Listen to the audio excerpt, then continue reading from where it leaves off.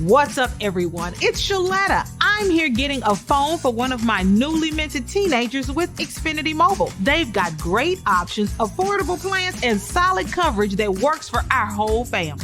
With Xfinity Mobile, my daughter can stay connected with me wherever she goes. And did you know when you sign up, you can get an extra phone line free for a full year? Switch to Xfinity Mobile today for more savings, more smiles, and more ways to stay connected. In Minnesota, we pride ourselves on our nation-leading voter turnout and safe, secure elections. Elections allow us to make our voices heard and stand up for the communities and issues we care about. To exercise your right to vote, first make sure that you are registered to vote. After registering to vote, make a plan to vote on or before Election Day, Tuesday, November 5th, 2024. Learn about how to register to vote, cast your ballot, find your polling place, and more by visiting mnvotes.org. It's Not Your Fault is a podcast for parents, caregivers, and young people navigating the world and its challenges. Here's your host, Brandon Jones. Greetings, everyone, and welcome back to another installment of It Is Not Your Fault, a Teen Mental Health podcast. I am your host, Brandon Jones, and in today's episode, we are going to talk about some breaking news that is just released. Yes, we have breaking news that is just released here for the podcast involving TikTok, involving parents, and involving youth mental health. Also, we're going to be talking about the Surgeon General's advisory that came out recently about children's mental health and how it is impacting parents' mental health. Yes, the parents' mental health. So a little bit of a different spin as we talk about kind of the things that are going on around mental health and not necessarily mental health itself. So first, let's get to the big breaking news. Just came out pretty recently here that TikTok is facing lawsuits over teens' mental health. For those of you who are followers of the podcast, you may have heard me share several times about just how TikTok has become such a force in this space of mental health, in good ways and in bad ways. The good ways, I would say, because I want to start with the positive, is that TikTok has encouraged people to actually seek out their own mental health help, find community when it comes to mental health, connect with other people, and also learn about general mental health and emotional health. That is a good thing. That is a positive. Some of the negative things that it has done is it has kind of put some more fuel to the fire of how mental health is impacted by social media usage. When you see all these people having a good time, you see all these people sharing their wealth or their experiences, and then you start to associate yourself with those things. And if you don't have those things or have those experiences, people unfortunately start to fall into a space of anxiety and depression, is what a lot of the reports and research is currently saying. So there is a push and a pull when it comes to TikTok. So since there's a push and a pull, what has taken place is that there are families and groups that are now starting to sue the social media company. So several families have filed lawsuits against TikTok, accusing the platform of prioritizing engagement over users' mental health. These claims suggest that the app's algorithm actively pushes content to exacerbate issues such as anxiety, depression, body image and concerns, and suicide ideation. Now, those are very, very serious accusations and claims, but these folks feel like they have really good correlation that this app is causing these issues for young people. I bring in the Surgeon General's report because there's been 3 reports that have come out over the last, I believe, 4 years now that have addressed the issues of children's mental health and social media. The latest one has been focused on parent stress, and the parent stress one talks directly about monitoring and managing the social media usage of children and how that is impacting adults. So there is something taking place in the world of mental health.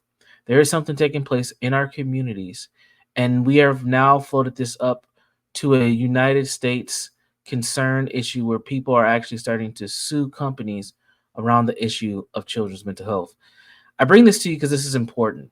We need to be paying attention to these issues because they are affecting families like mine, families like yours, communities that we live in, schools that our children attend, and ultimately society. I don't know where this is going, I don't know what the long-term effects of how social media will play a role in or has played a role in mental health, where it's going. But it is something we should be paying attention to and actively engaging in to the best of our abilities. So, what the lawsuits talk about, which is something important that we talk about here on this podcast all the time, is how engaged young people are, and how addictive the usage is for such an app like TikTok. I don't know if you've ever used TikTok. I casually use it. I'm more on there for research purposes 'cause I'm trying to learn about something than my own entertainment. But there is an addictive usage pattern that definitely can happen to anyone, especially teens who have a lot more leisure time than adults do. And when you're on TikTok, one of the things that I think is fascinating about it is it's just a nonstop reel of video clips. So, and these video clips can range from various different time ranges. I don't even know what the limits are anymore. But let's say you're watching a 90-second clip. After that minute and 30 seconds goes away, another clip comes on. And it can be a related topic, it can be a completely random thing. It can be a live stream where you can interact with the person that you're watching, or it can be a pre-recorded video. I mean, you can go from watching a cooking video to watching a fight video to watching a sports clip to watching an interview from Kamala Harris to watching a cartoon to watching a meme. Like, you just float through all these different things. So your brain is just, it's just sucked in almost like a magnet. It's just just a magnet connection to what is being observed at any given time. And it just keeps rolling and rolling and rolling. And I think that kind of, honestly, I'm going to say this, that might scare a lot of people, but that kind of genius in developing an app will keep people stuck in your app. But we're seeing this ramifications that are not good and how it's applying to people. So what the parents are advocating for and arguing here is that the platform's content moderation policies are inadequate and that the lawsuits are seeking accountability from TikTok for what they see as the corporate negligence in safeguarding teen users. Now, I don't know what this is going to result in. This may result in new policies. This may result in a couple extra filters for when young people want to watch TikTok or sign up. This is going to be an interesting development, and I think that we should all pay attention to how it rolls out. TikTok has responded. We should talk about TikTok's response. TikTok has responded to this. In TikTok's response, their legal teams and challenges have made efforts to roll out new safety features on the app. Those safety features include screen time controls, so giving parents the opportunity to control what is seen and what is not seen, or giving the young people an opportunity to control what is seen as not seen. Also, they've added content filters to reduce exposure to harmful materials, and then mental health resources, including crisis support networks on the actual platform. So you can be on the platform, then you might see someone who's sharing about their mental health journey. I went to therapy today. It was amazing. I talked to my therapist about my childhood trauma, stuff like that. And then all of a sudden, 988 pops up at the bottom. And it's like, hey, if you've struggled with this thing, make sure you call 988, which I also agree. If you ever have any mental health issues or challenges, definitely call 988. But this is a serious and interesting dynamic that's taking place with the social media platform. So overall, what this is doing is this is driving a lot of criticism online. Some people do not like these restrictions. Some people are in favor for them. A lot of critics are arguing that these measures do not address the core problem, and that's the platform's algorithm. So they believe that TikTok isn't taking the right steps to address the issue, which drives relentless engagement and can cause compulsive behaviors when people are continuing to scroll and scroll and scroll through these videos. So the debate raises a broader question about the role of technology in protecting vulnerable populations. So young people and adolescents will be a vulnerable population, which still is fostering innovative and creativity. So we're in an interesting space, and this leads to the parents for the second part of our conversation. TikTok has responded and say, hey, well, you're the user. You figure it out. You parents need to figure it out. You caregivers need to figure it out. You people who work with young people, you youth workers and educators, you need to figure it out. It's not our role. We just created a business here. You want to use it. And that has parents struggling. The United States Surgeon General has put out an advisory recently to focus on this issue of parents being overwhelmed, overdriven, and just overstimulated by the things that are happening on with the health of young people. And a lot of parents, since the pandemic, they have their own mental health challenges and concerns.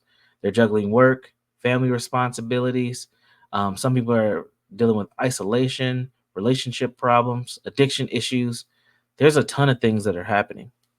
3 things this Surgeon General report kind of pointed out when it comes to parents: high rates of stress and burnout amongst parents, a lack of support systems for mental health well-being, and the intergenerational effects of untreated mental health issues are all prominent things that are taking place that are feeding into this struggle that many parents are going through. So if you're a parent or caregiver listening to this podcast, one thing I encourage you to do is do a self-assessment. Do you feel like you're struggling? Are you willing to be honest enough with yourself to say, this isn't working? And if so, what is the next step? Is it to talk to a professional? Is it to have healthier habits? Is it just to admit that you are struggling and going through something? This may be a focus for you. So one of the things that the Surgeon General has called for is increased access to mental health services for parents. So just increasing those parents to go to therapy, find a parenting group, find healthy things to do for yourself, and engage with other parents as well. They've also advocated for workplace policies to support mental health issues. So creating things like mental health days, just like a sick day, someone could take that day off, creating well-being spaces within the workplace, creating opportunities to change how work is done to lessen stress and people can kind of feel more relaxed into their workday. Those things can be like 10-minute meditations throughout the day.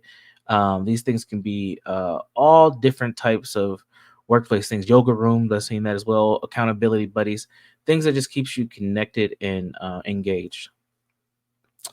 And then also they stress that when parents are mentally healthy, they are better equipped to support their children's emotional mental health needs, which is one thing that I say on this podcast all the time. When you take care of yourself, you're in a better position to, 1, take care of your children, but 2, model the correct behavior. So this is important. TikTok and what parents are going through is critical. And understanding the impact of digital platforms like TikTok is critical for navigating the challenges of growing up in a tech-saturated world. That's where we're at. And it's not going anywhere. So this is real-time information I wanted to bring to you all in a podcast to kind of beat the drum of it and say, hey, something is happening. So if you're feeling stressed and you feel like something's going on with you, I would encourage you, call 988. If you don't have someone to talk to or a place to go, feel free to call 988 and just get some background information on how you can navigate what's going on. Outside of 988, another thing that I would encourage you to do is just take care of yourself. Find those well-being habits. Find what gives you joy. Be intentional about your time. Those things help. And third thing is always seek professional help if you can. Definitely do that, even if it's just a one-time thing. Talk to somebody who may have the skill set and the passion to work through the issues that you are going through. And with that, I'm going to wrap up the podcast here. I would encourage people to pay attention to the news. We don't know where this is going 100%, but this is an interesting thing. Parents are taking a stand and they're going against the social media companies. If you like this podcast, there are a few ways you can connect with us. The first way is on the Facebook page. All you have to do is put in the search engine, It's Not Your Fault Podcast. You'll find us there. You can go ahead and like that page, subscribe to it. You can find information like this. I'll even put the article about the lawsuits in there for you to review as well. And also you can find episodes of our podcast right there on the Facebook page. If you want to reach out to me directly, which people do, and you are more than welcome to, just go to my website, www.jegna.org. That's jegna.org. That's jegna.org. You can get access to me and learn a little bit more about myself and what I do. And then the third place that you can find us, because it's not just me, it's a whole network of podcasters, is at ShalettaMakesMeLaugh.com. That's ShalettaMakesMeLaugh.com. You can find myself and a whole bunch of podcasters who are helping to make your life better. And with that, folks, I want to let you all know, be safe, be constructive, be well, and we'll see you next time. Take care. To check out previous episodes of It's Not Your Fault, or to learn more about Brandon Jones, log on to ShalettaMakesMeLaugh.com. You know Shaletta makes you laugh, but did you know Shaletta Brundage can also make you think and boost your business? Media personality, activist, and comedian Shaletta Brundage founded Shaletta Makes Me Laugh to celebrate and share the best of Black culture. It's a podcasting platform. You can download 10 weekly podcasts hosted by African-American subject experts at ShalettaMakesMeLaugh.com or wherever you find your favorite podcasts. ShalettaMakesMeLaugh.com is also a production house, creating broadcast-quality commercial content. And Shaletta and her team of storytellers create powerful promotional campaigns to get businesses the brand awareness they're looking for. Some of Minnesota's top businesses trust Shaletta, and you can too. Get out the word about your events and products and get in front of communities of color with ShalettaMakesMeLaugh.com. She's got the power to help your business. Mark your calendar for October 17th. That's Open House Day at Summit Academy OIC. And that's where your next career begins. In just 20 weeks, Summit Academy can prepare you to be a medical administrative assistant, IT specialist, carpenter, electrician, or financial services professional. These are good paying jobs in high demand in the Twin Cities. Summit Academy will not only prepare you for a job with advancement opportunities, they'll help you connect with employers and hiring managers. That's right, Summit Academy has a list of local employer partners ready and eager to hire Summit graduates. At the open house, you'll meet Summit instructors and staff. These incredible people will guide you through the entire process, from application to graduation. And if you're looking to earn your GED, Summit can help with that. Come to Summit Academy's open house, located at 935 Olson Memorial Highway in North Minneapolis. Find out more at saoic.org. And we'll see you October 17th from 3 to 5 p.m.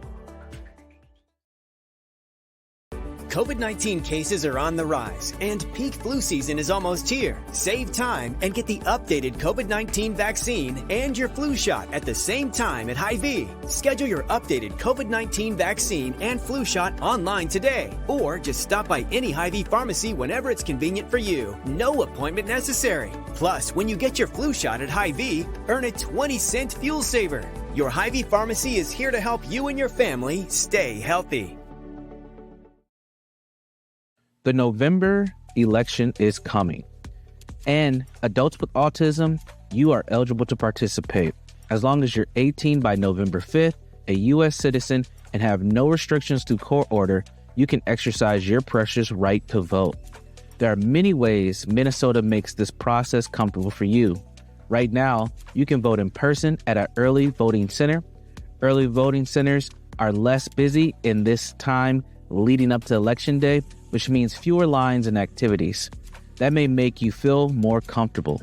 Or you can request an absentee ballot and vote by mail. That's right. You can cast your ballot without leaving your home. You can also vote without leaving your car.